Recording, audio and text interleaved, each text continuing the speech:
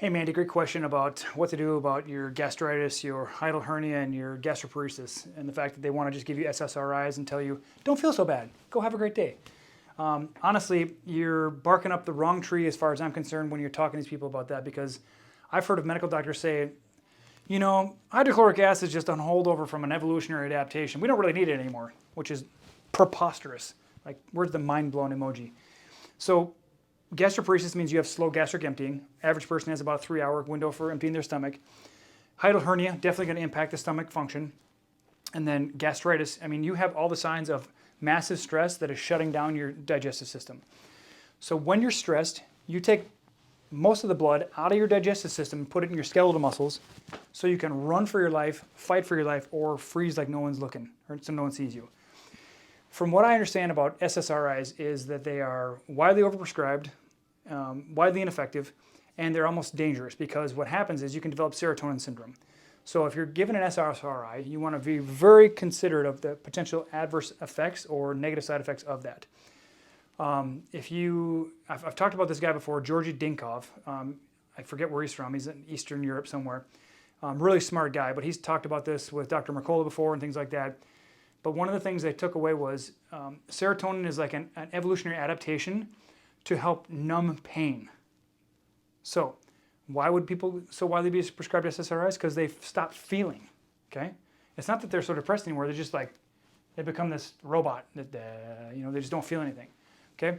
But that comes at the expense of other feelings. So people want to stop feeling one certain thing, but it ends up costing them all the other feelings. And honestly, how you feel every day is more important than anything in your life, because your feelings inform to how well your life is going or how crappy it's going. Just depends.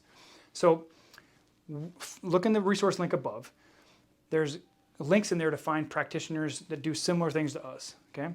But you got to work, in my opinion, this is just how I approach things, work on the mind-body connection. Work on that indigestible anger and frustration, the indigestible situations, the unable to change events in your life, things like that. Work on identifying all the areas of stress, whether it's work or family or friends or children or spousal or whatever it is for you, and decide on one at a time and just start working on one so you feel like you're getting a win, okay? That way you can be less stressed and you can start getting some blood flow back in your digestive system. Do a quick search of how to stimulate the vagus nerve. Huge opportunities there for you to upregulate your vagus nerve, which is going to help your digestion, because the vagus nerve travels all the way down through your body. It's called the vagabond, the wanderer. And 4 bits of information go from the vagus nerve up to the brain versus 1 or 2 coming down from the brain to the gut. So the gut-brain axis is really important to understand how you're going to balance out your gut, because if your mind is constantly under stress and under fight or flight, it's going to always go back to, I can't digest right now. That's not my primary preoccupation. My primary focus is to get out of here or to fight for my life or whatever it is. So you're not really worried about digesting food or creating reproductive hormones. Like, people want to have babies all the time, but they're so stressed their body's like, I'm not doing it. So the same thing is with digestion. You can't have a healthy digestive system when you're constantly under stress. It just can't happen. You can't hold the same space. So work with someone who's going to help reset your hiatal hernia, right? Reset the stomach. Work with, go find some GABA and some L-theanine to chill out your nervous system, okay? Do vagus nerve exercises.